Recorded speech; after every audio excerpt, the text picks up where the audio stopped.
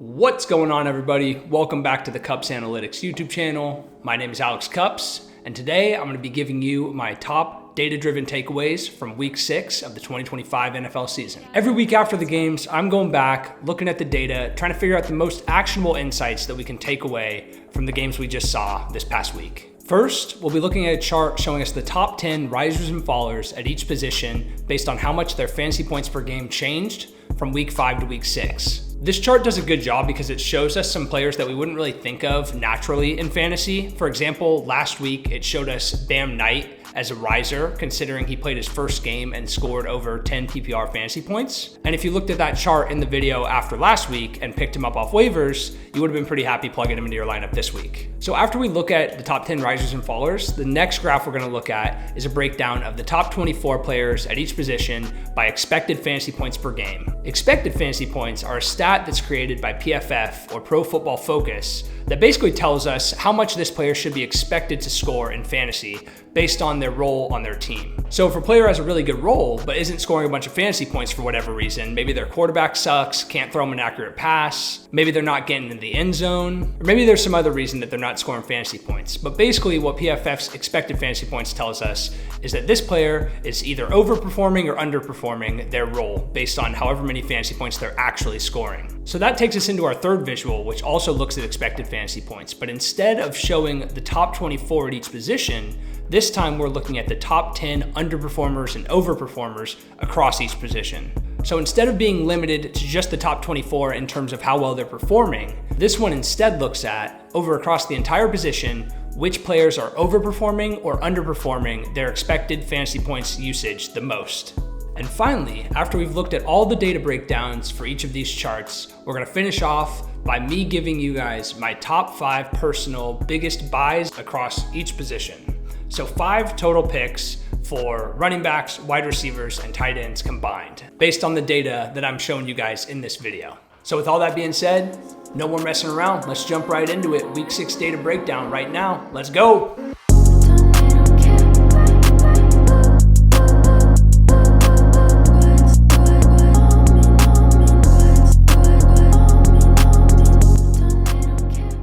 All right, jumping right into it with the top 10 risers and fallers at the running back position. You can see at the very top of the list here, we have the biggest riser at the running back position is probably the most important name on the entire chart, Kimani Vidal over in LA. He took over the running back role from Omarion Hampton after Omarion Hampton got injured last week. And there were some questions this week before the games if it was going to be Kimani Vidal, was it going to be Hassan Haskins, who was going to be the one to take the majority of the work back there. Very easily after this game, we can say that that person is going to be Kimani Vidal. Vidal handled 18 rush attempts to Hassan Haskins' 6. And with those 18 attempts, Vidal went for 124 rushing yards. He also had 3 receptions out of the backfield for 14 yards as well. So we can see he's now up to RB22 in fantasy points per game. So Vidal is someone you definitely want to keep your eye on, maybe even send out some trade offers for if you're in a pinch for a running back, because it looks like he's going to be the guy going forward as long as Omarion Hampton is sidelined with his injury. I also want to call out the second biggest riser on this list, Tyjae Spears, the running back over in Tennessee. He was out the first 4 weeks with an injury on IR, but he returned last week and is now the firm backup to Tony Pollard.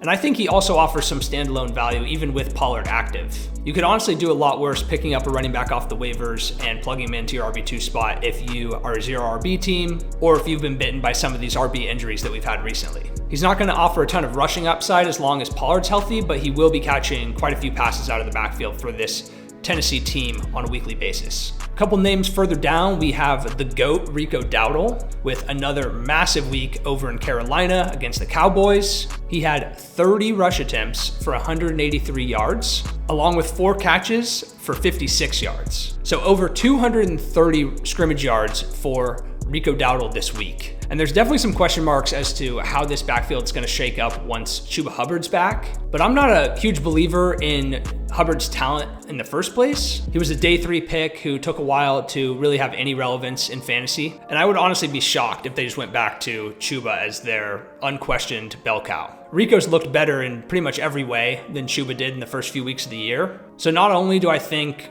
Rico's definitely going to be eating into that timeshare once Chuba's back. I think he's probably established himself as the clear lead back in the backfield. Obviously, if Chuba misses next week, you're still firing up Rico as a surefire RB1. But even if Chuba's back, I'm still plugging Rico in. Right below Rico, we have Cam Skattebo, who raises his fantasy points per game from 13.7 before week 6 to 16.6 after the week. With that massive Thursday blow-up game against the Eagles, he has planted himself right in the RB11 spot in fantasy points per game over the first 6 weeks. This is pretty much everything we could have ever wanted from this Giants offense with Skattebo. With Jackson Dart taking over and bringing some electricity back into this offense again, also Skattebo just looking like an elite running back in his own right, the dude is special and he looks the part. So I am firing up Cam Skattebo as an RB1 with confidence pretty much the rest of the way unless we see anything change with this offense. Also wanted to note Josh Jacobs coming back off the bye with another big game,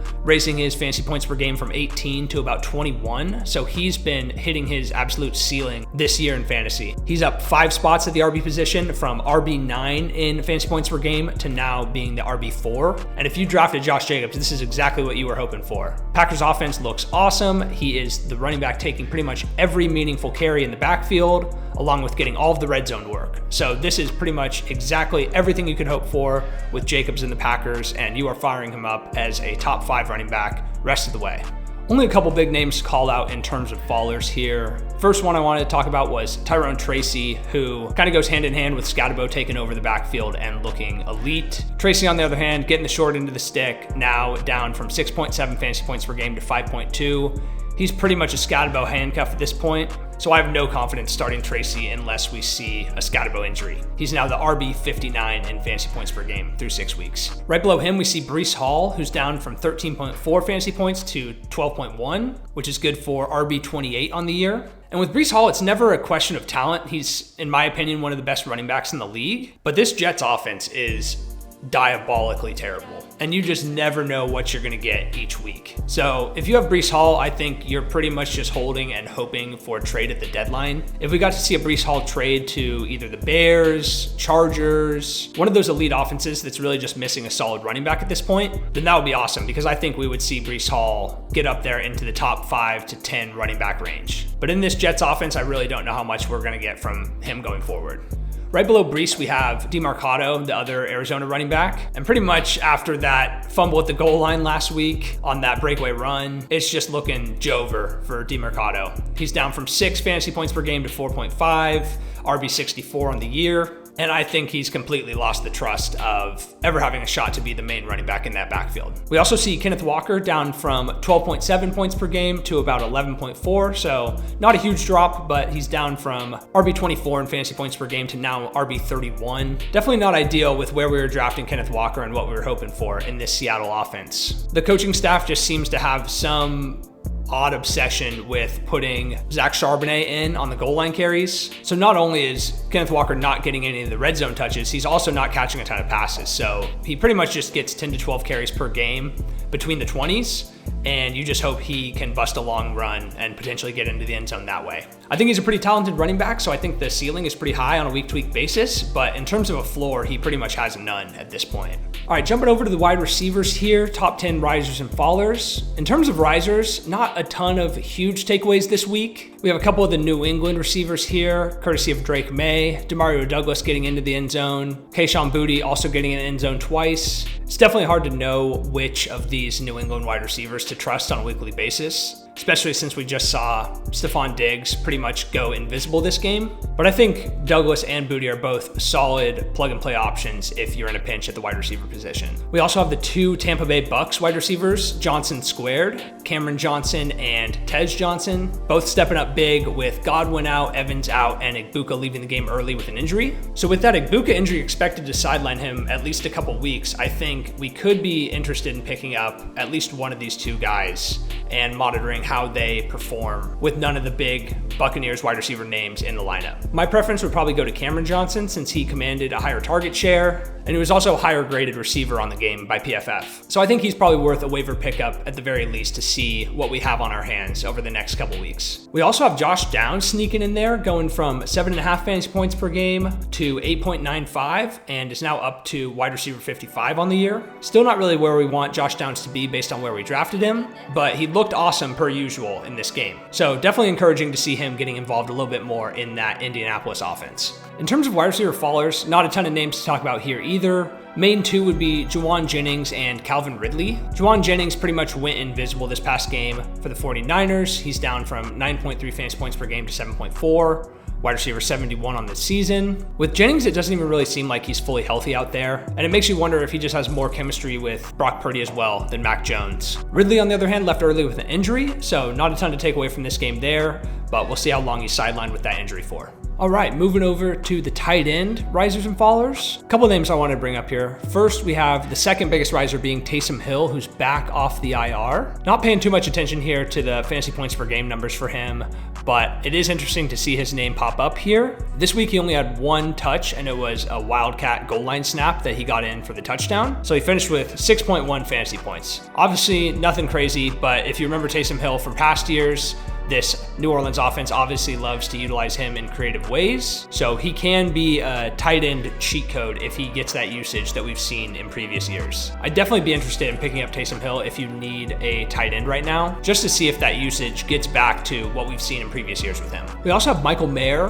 bumping up his fantasy points per game from 5.35 to 8.9, so he's up to tight end 20 in fantasy points per game right now. And with Mayer, he's not someone that I'm really concerned again with the fantasy point per game numbers because he's pretty much just a handcuffed tight end for Bowers. But if Bowers is out, I think you can pretty much plug and play Michael Mayer as a back end tight end one. I definitely wouldn't hesitate to pick him up and plug him in as long as Bowers is out. We also have Dallas Goedert now up to tight end 2 on the year, and Trey McBride up to tight end 5 on the year. Just two solid tight ends that you're plugging into your lineup on a weekly basis. Dallas Goedert seems to be the only reliable passing option in this Philly offense. I'll let you guys take a look at the followers at the tight end position here as well, but no one I really want to talk about, nothing too crazy. All right, jumping over to the top 24 running backs by expected fantasy points per game. You can see the blue bars represent the expected fantasy points per game, and the red and green lines represent the delta between the actual fantasy points per game and that player's expected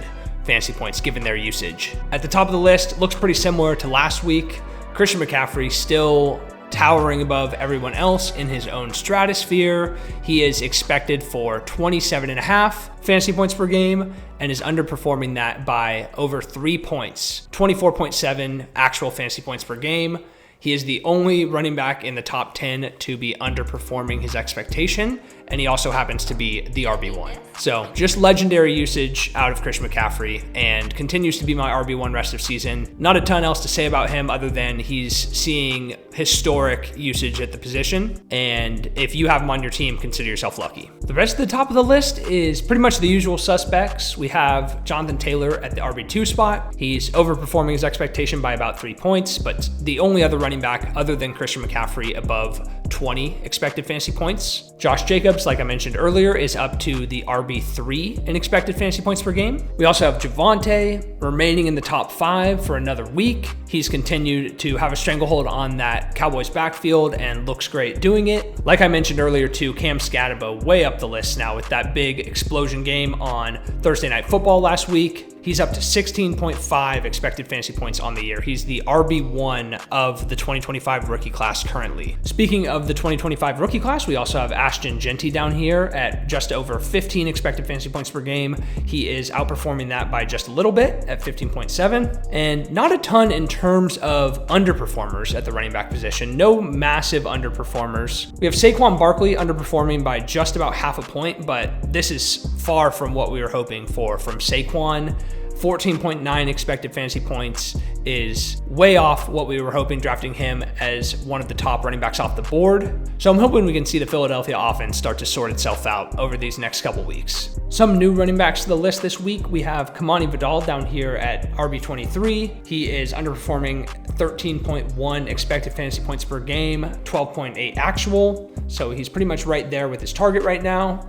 And Kenneth Gainwell as well, 12.5 expected fantasy points per game, slightly underperforming. All right, moving over here to the top 24 wide receivers by expected fantasy points per game. After this week, we no longer have any wide receivers above that 20 expected fantasy points per game threshold.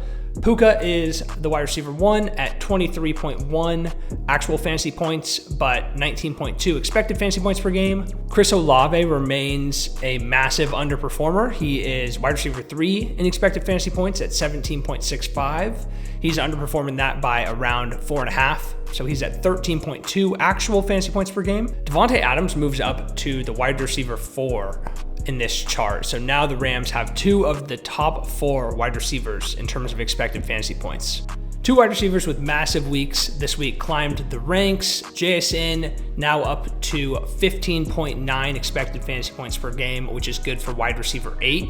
He's overperforming that by over 5 points. He's at 21.8 actual fantasy points per game so far this year. Even though that seems like a massive overperformer, I really just think JSN is one of the most talented wide receivers in this league, and he's emerged as a bona fide wide receiver 1 this season.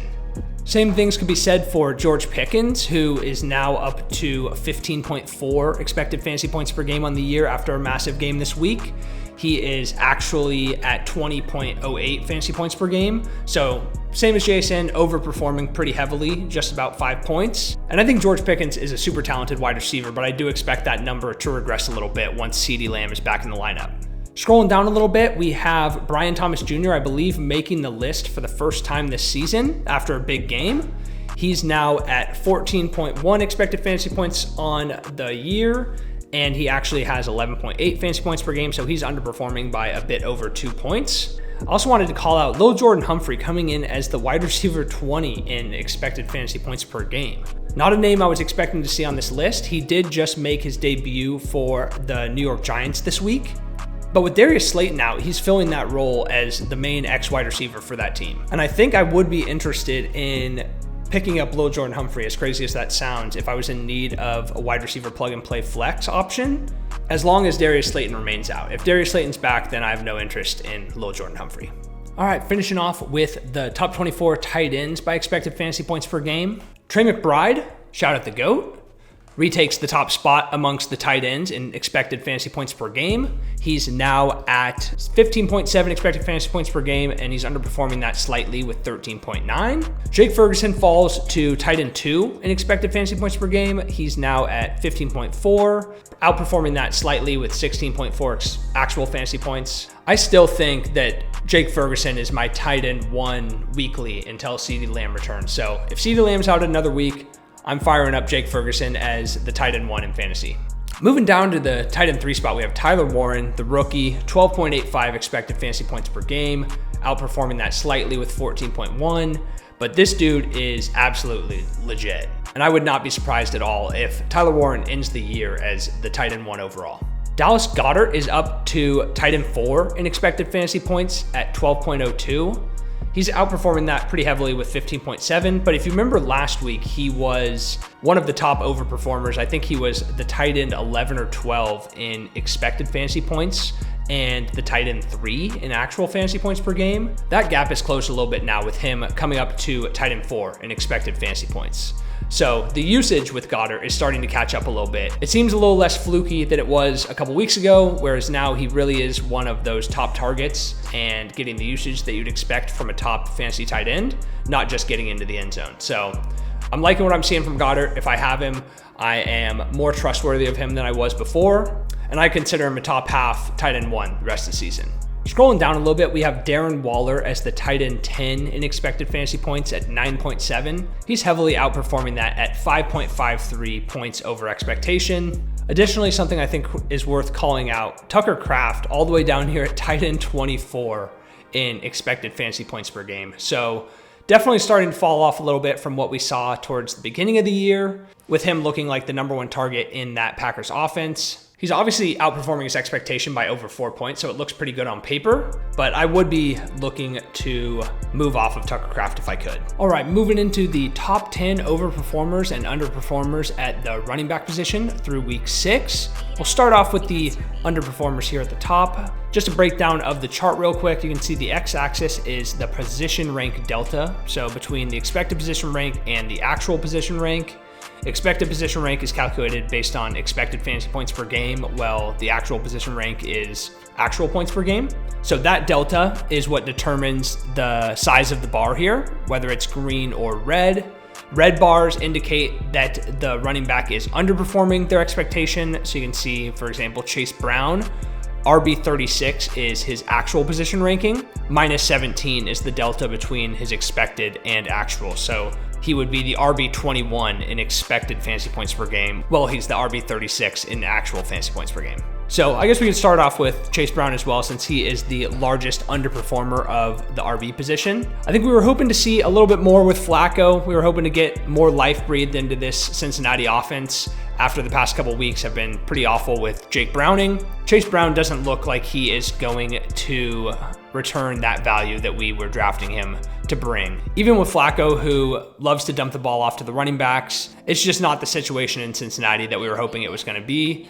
Chase Brown splitting more time with Samaje Perine than we want, not looking as efficient on the ground as we want, not being a super effective pass catcher, not getting into the end zone, pretty much nothing going Chase Brown's way. So even though he's underperforming, I don't view him as a buy low or anything. I think Chase Brown's going to continue to give us what we've been seeing through the past couple weeks. Alvin Kamara, on the other hand, is a running back I am a little bit more interested in. He's the RB29, but expected to be the RB14 in fantasy points per game. And this Saints offense has just started to look a little bit more effective than I think I was expecting this season. Spencer Rattler's looking a little more competent at the quarterback position. And even though Alvin Kamara definitely doesn't have the juice that he once did, I think he still has that pass catching upside to catch, 5-6 balls a game, maybe get into the end zone. I think he's a solid RB2 that's due for some positive regression over the coming weeks. Like I mentioned earlier, Cam Skattebo still underperforming even though he is the RB11 currently. He's the expected RB8. And I think we'll continue to see Cam Skattebo climb the rankings as that New York Giants offense continues to develop with Jackson Dart at the helm. In terms of RB overperformers, names I want to call out include James Cook, who is the current RB6, but expected to be the RB11. So not a huge gap there, still in RB1 territory. But if you could sell James Cook to get into one of the difference-making running backs like Christian McCaffrey, Josh Jacobs, Bijan Robinson, I would definitely be interested in doing so.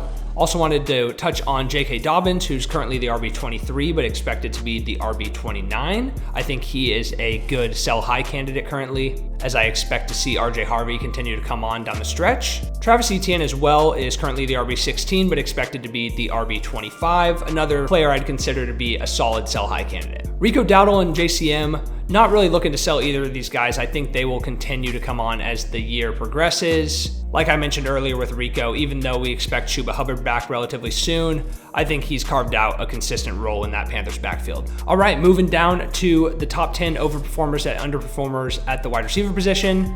Starting at the top, we have Chris Olave at wide receiver 27, but expected as the wide receiver 3, which I touched on a little bit earlier. He's one of the biggest underperformers across any position. I would definitely be interested in sending out some offers for Chris Olave, considering how much he's been underperforming. He still looks like a super talented wide receiver, and we've seen him connect with Rattler on several deep balls now. One of the first plays of last week, he connected for a 50-plus yard reception from Rattler. So I think the touchdowns will come, and I am happy to send out some offers for Olave right now. Additionally, we have Brian Thomas Jr., who I talked about a little bit earlier as well. He is expected as the wide receiver 16, so he's underperforming that by 19 spots. Pretty much every wide receiver on this underperforming list, other than Hollywood Brown, I would be interested in sending out offers for currently. Hollywood, with Rashee Rice coming back next week, I just don't think he will be playing the same role as he's been so far this year. But everybody else, I think, would be a great buy candidate currently. On the flip side, in terms of wide receiver overperformers, we have some solid sell candidates here. I think if I had to pick a couple of my favorite priority sells from this list, it would be Michael Pittman Jr., who is currently the wide receiver 24, but expected as the wide receiver 35. I think we continue to see Josh Downs emerge as one of the more prominent targets in that Colts offense. Also DK Metcalf, who is currently the wide receiver 13, but expected as the wide receiver 40. He's the second biggest overperforming wide receiver this year, only behind Trey Tucker. He's definitely another wide receiver I would be looking to move off of if I could capitalize on that wide receiver 13 position ranking currently. All right, finishing off with the top 10 overperforming and underperforming tight ends.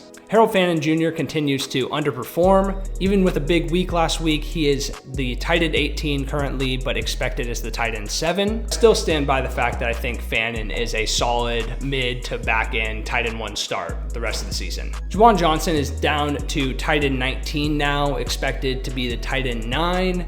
So he's fallen back down to earth quite a bit after that crazy start to this season, looking like the top target in the Saints offense. I'm probably happy to move on from Juwan at this point. I don't think he's any sort of special talent. With Chris Olave and Rashid Shaheed starting to get back to being the top 2 targets in that passing game, I think Juwan can safely be dropped at this point. In terms of tight end overperformers, I think there's a couple big names here that could be thought of as good sell candidates.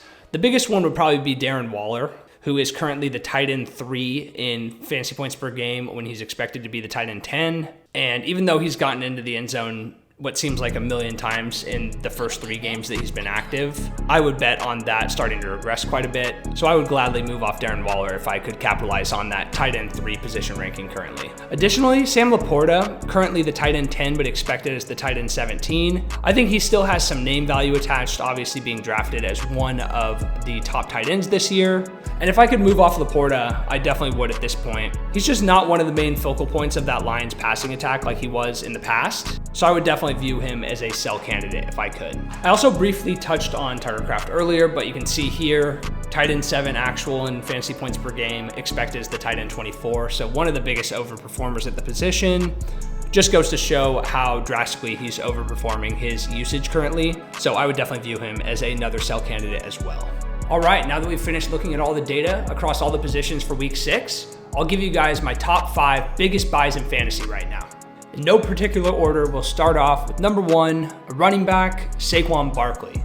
It's no secret that Saquon's had a slow start to the year. He was being drafted as the RB3 on average this past offseason, and now he is the RB14 in fantasy points per game. Like I mentioned earlier, he's been slightly underperforming this year in terms of expected fantasy points versus his actual fantasy production, but I think we're due to see a Saquon blow-up game in one of these next couple weeks. He has matchups against the Vikings, the Giants, the Cowboys, and the Bears, who are all bottom half run defenses. So I would definitely be interested in sending out some offers for Saquon if you have a manager in your league that drafted him early and is getting frustrated with the lack of production. The second running back I would say to buy is Derrick Henry. Looking at the data, it actually has Derrick Henry as a sell based on him overperforming, which feels pretty insane considering he's been pretty useless over the past couple weeks. His role actually isn't super fantasy friendly on paper. If you think about it, he gets a bunch of carries in good game scripts and will probably get into the end zone, but he never catches a ton of passes, and when they're in a bad game script or a trailing game script, he's usually phased out of the offense for one of their pass catching backs like Justice Hill or Keaton Mitchell. So with all that being said, I think he's still a great buy considering the fact that we're probably going to see Lamar back after their bye this upcoming week. And with Lamar back, I'm guessing this offense will get back on track, which means Derrick Henry is going to get back to what we were seeing in the first couple weeks of the year. So if you have a fantasy manager in your league that drafted Derrick Henry that's obviously been super frustrated with how he's been used the past couple weeks, I would definitely send out an offer for him right now. All right, moving over to the wide receiver position. For my third buy of this video, we have Chris Olave. I know I've already talked about him a ton this video, but I really can't emphasize enough how much of a bounce back candidate he is. He's literally the wide receiver 3 in expected fantasy points per game right now. And he's only the wide receiver 27 in actual fantasy points. So whoever has Chris Olave in your league probably doesn't view him as this major player at the wide receiver position. Unless they're looking at this type of data, they're probably just gonna think he's a mid wide receiver 2. But I think there's a serious chance that Olave bounces back and ends up as like a top 12 to 15 wide receiver the rest of the way. So I would definitely be sending out some offers for him. Sticking at the wide receiver position for our fourth buy of the week, we have Davante Adams. Davante's obviously going to be a little bit more of an expensive buy than someone like Olave because he has that name value being one of the best wide receivers in the league over the past decade. But he's currently only the wide receiver 20 in actual fantasy points per game. but he's the wide receiver 4 in expected fantasy points. So that's one of the biggest deltas at the wide receiver position. And with Puka expected to be sidelined at least a week or two, I could definitely see Devontae putting up top 3 wide receiver numbers over the next couple weeks. All right, and for the 5th and final buy candidate for this video, we're going over to the tight end position. We're gonna try to buy Brock Bowers. Obviously, Brock Bowers is probably going to be pretty expensive to buy considering he was a 2nd-round pick in drafts this offseason. But I'd say in most leagues, the manager that drafted Brock Bowers is probably doing pretty poorly right now. Unless they hit on one of those later round running backs or wide receivers to carry their team, one of their biggest picks in fantasy has been a major bust up to this point. So I'm guessing their record is probably 1-5, 2-4, or something like that. So if there's a manager in your league that has Bowers that looks like he clearly needs to win right now to have any sort of chance of making the playoffs, and you're a team that's in a position to buy Bowers and have him not play for you maybe the next 1 or 2 weeks, I would absolutely be sending out offers for him. We know Bowers is one of the best tight ends in the league, if not the best, but with them sitting him this upcoming week and the bye week in week 8, I think he's going to come back in week 9 looking like the Bowers that we know from last year. I view him as an absolute league winner down the stretch. So if you could put together a creative trade to try to get Bowers on your team for the rest of the year, that would be a great move. All right, that's all I have for you guys this week, week 6, data-driven fantasy takeaways. If you like this video, I would appreciate it a ton if you could leave a like, subscribe to the channel. That'll help this channel continue to grow over the coming weeks. And as always, if there's anything in this video that you would like to see me do differently, or if there's any data visualizations that I didn't cover that you want to see in the future, leave a comment down below and I'll definitely take it into account. Thanks again for watching. I appreciate all of the love and support over the past couple weeks. It's been awesome. So I will see you guys next week.